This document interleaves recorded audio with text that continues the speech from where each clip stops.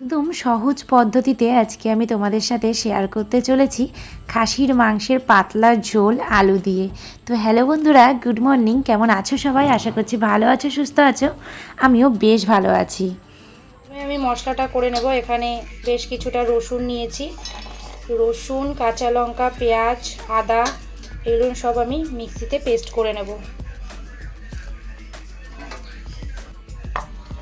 তো এদিকে মশলাটা করে নিয়েছি আর চলে এসেছি মাটনটা ম্যারিনেট করতে।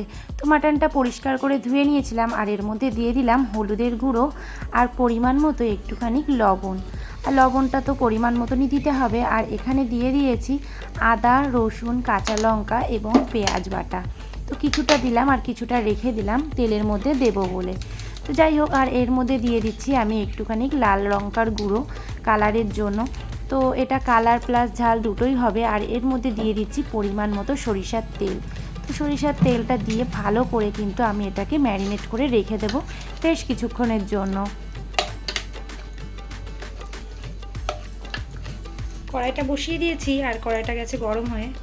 কড়াইয়ের মধ্যে দিয়ে দিচ্ছি পরিমাণ মতো সরিষার তেল। তেলটা গরম হয়ে গেছে, আলুগুলো আমি দিয়ে দেবো।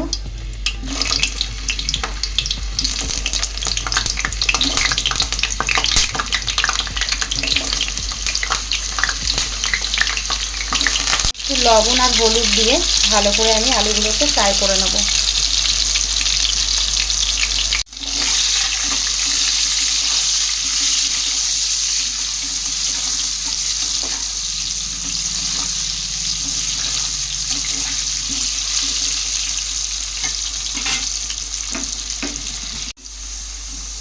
আলুগুলো কিন্তু আমার লাল লাল করে ভেজে নেওয়া হয়ে গেছে। এবার একে একে আলুগুলোকে আমি তুলে নিচ্ছি আর এই কড়াইয়ের মধ্যেই আমি মাটনটা বসিয়ে দেব।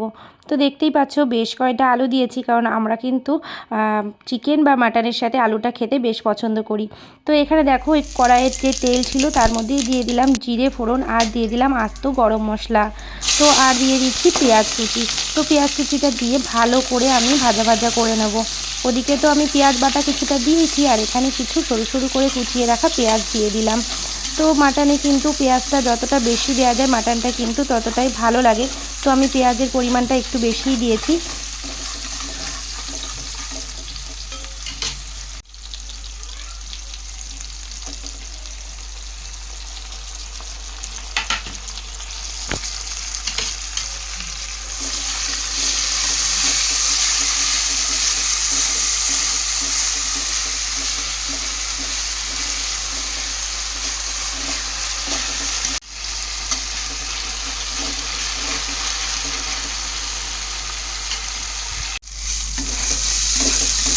মশলাটা কিন্তু খুব সুন্দর করে কষিয়ে নেওয়া হয়ে গেছে।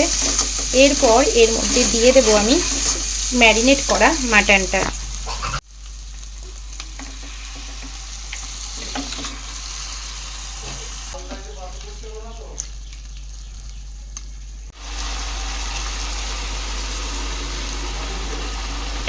ম্যারিনেশন করে রেখেছিলাম যে বাটিতে, ওই বাটিটা ধুয়ে জলটা আমি দিয়ে দিলাম। এবার আমি খুব সুন্দর করে 5 থেকে 7 মিনিট কষিয়ে নেব।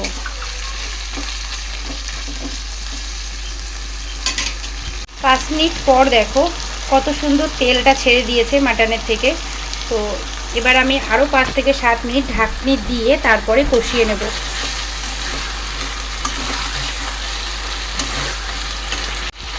5 থেকে 7 মিনিট কষিয়ে নেওয়ার পর দেখো কত সুন্দর মাটনের থেকে কিন্তু তেল ছেড়ে দিয়েছে। এবার এর মধ্যে আমি দিয়ে দেব টমেটো আর আস্ত গরম মশলা বাটা। 7 মিনিট কষানোর পরেই কিন্তু এই টমেটো পিউরিটা আর আস্ত গরম মশলাটা দিলাম, নয়তো গরম মশলাটা আমি ফোড়নও দিয়েছি আস্ত। আবারও আমি 5 থেকে 7 মিনিট ভালো করে কষিয়ে নেব।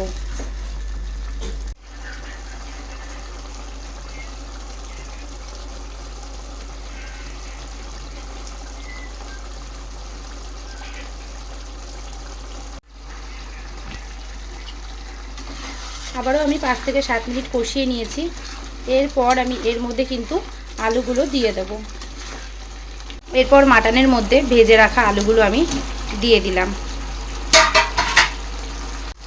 আলুগুলো দিয়ে একটুখানি কষিয়ে নেব।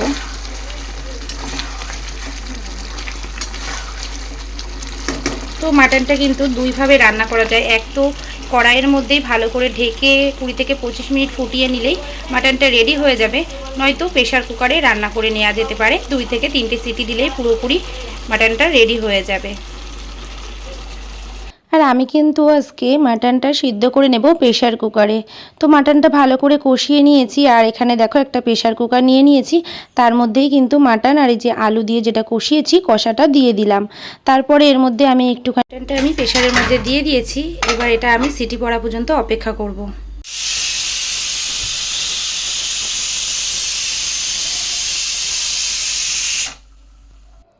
তো মাটনটা আমার রেডি হয়ে গেছে, আর এই যে প্রেশার কুকারের ঢাকনিটাও আমি খুলে নিয়েছি, আর দেখো কেমন হয়েছে। দেখো মাটনটা আমার কিন্তু রেডি হয়ে গেছে, আর আমি একটুখানি ঝোল রেখেছি।